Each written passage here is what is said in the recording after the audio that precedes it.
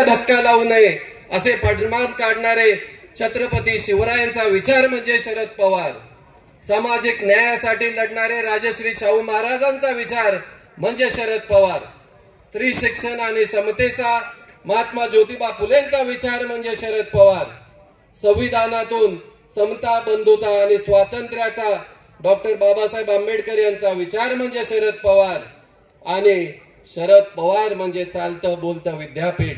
येथे पुरोगामी विचारांचे मावळे तयार होतात आणि म्हणून शरद पवार यांना कधी संपवणं शक्य नाही, कारण हा विचार या मराठी मातीमध्ये रुजलेला आहे आणि महाराष्ट्र कधी संपू शकत नाही. म्हणून आज आपल्याला या विचाराशी ठाम राहून या विचाराच्या साठी आपल्याला लढावं लागणार आहे.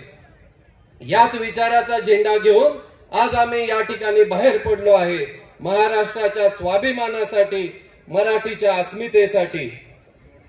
आम्ही ध्येय वेडे आहोत. होय, आम्ही शरद पवार या विचारांचे ध्येय वेडे आहोत आणि कायम राहू. कितीही गेले तरी पुन्हा जोमाने नवीन फळं तयार होतात. एक पिकाची नासाडी झाली तरी शेतकरी खचत नाही, पुन्हा नव्या जोमानं पीक घेतो. मग साहेब, आपण तर आधारवड आहात. तुम्हाला सोडून गेलेले सांगत असतात की आम्हाला अडचणी आहेत, पण यावर मला एवढंच सांगायचंय की या सह्याद्रीच्या मातीत अनेक वीरांनी जन्म घेतला, त्यांचा इतिहास आपण अभिमानाने सांगतो. आत्ताच नरवीर तानाजी मालुसरेंची आपण स्मृती दिन या ठिकाणी त्यांच्या स्मृतींना उजाळा दिला. का यांना अडचणी नव्हत्या का? रायबाचं लग्न सोडून सिंहगड मिळवणाऱ्यांना इतिहास जर आपल्याला गर्वानं सांगायचा असेल तर आपल्याला सुद्धा लढावं लागेल. शाहू फुले आंबेडकरांच्या विचारासाठी लढावं लागेल. महाराष्ट्राच्या स्वाभिमानासाठी आपल्याला लढावं लागेल. आणि म्हणून आज या ठिकाणी सर्वांना हेच मी आवाहन करतो की हे विचार जपणं आपल्यासाठी गरजेचं आहे.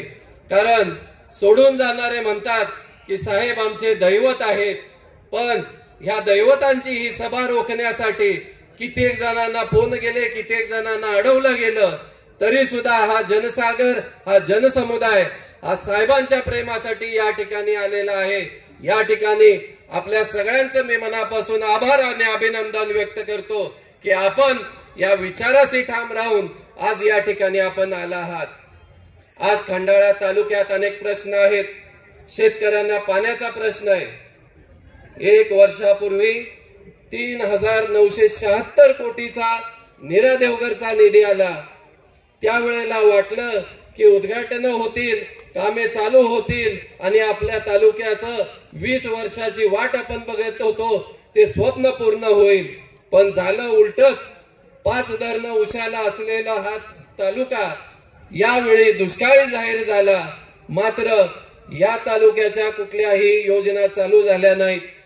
फलटणला मागच्या महिन्यामध्ये उद्घाटन झाली, पण खंडाळा तालुका कोरडाच ठेवला गेला. वाघोशी, शिकमीरवाडी, गावडेवाडी या तिन्ही उपसा सिंचन योजनांची कामं अजून चालू झाली नाहीत. दोन्ही कारखाने यांनी ताब्यात आहेत, पण खंडाळा तालुक्यातल्या शेतकऱ्यांना 200 रुपयानं कमी दर सध्या दिला जातो.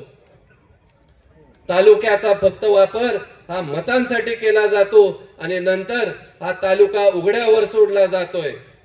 तरुणांचा बेरोजगारीचा प्रचंड मोठा अडचणी या ठिकाणी आहेत. या तालुक्यामध्ये MIDC आल्या, पण इथंही लाभार्थी हीच मंडळी आहेत आणि त्यामुळं सामान्य जनतेनं करायचं काय हा प्रश्न आज सगळ्यांच्या समोर आहे. यामुळं जनतेमध्ये प्रचंड रोष निर्माण झालेला आहे. जनतेला आज बदल हवा आहे, हेच या ठिकाणी मला नमूद करायचंय. आज या व्यासपीठावरती आदरणीय साहेबांच्या बरोबर आपल्या सातारा लोकसभेचे लोकप्रिय खासदार श्रीनिवासजी पाटील साहेब सुद्धा या ठिकाणी उपस्थित आहेत. खरं म्हटलं तर मागील यांच्याबद्दल मला काही बोलायचं नाही, पण जे आज काम खासदार श्रीनिवास पाटील साहेबांच्या माध्यमातून झालंय हे आज आपल्या प्रत्येकानं अनुभवलेलं आहे. फक्त पत्र द्यायचं, फोन करायचं आणि तिथं काम झालेलं असतं. कालच लोणंदमध्ये अनेक वर्षांपासून आम्ही वाट पाहत असलेला साईबाई सोसायटीचा 65 कोटी याचा फ्लायओव्हर ब्रिज काल त्याला मान्यता मिळाली. अनेक दिवस लोणंदकरांना जो सातारा रोडचा प्रश्न होता त्याचंही काम मार्गी लावलं. खरं तर या रस्त्याने जात असताना आमचे व्यापारी बांधव होते, नागरिक होते, त्यांना हा राष्ट्रीय महामार्ग आहे का खड्डे आहेत हे कळत नव्हतं.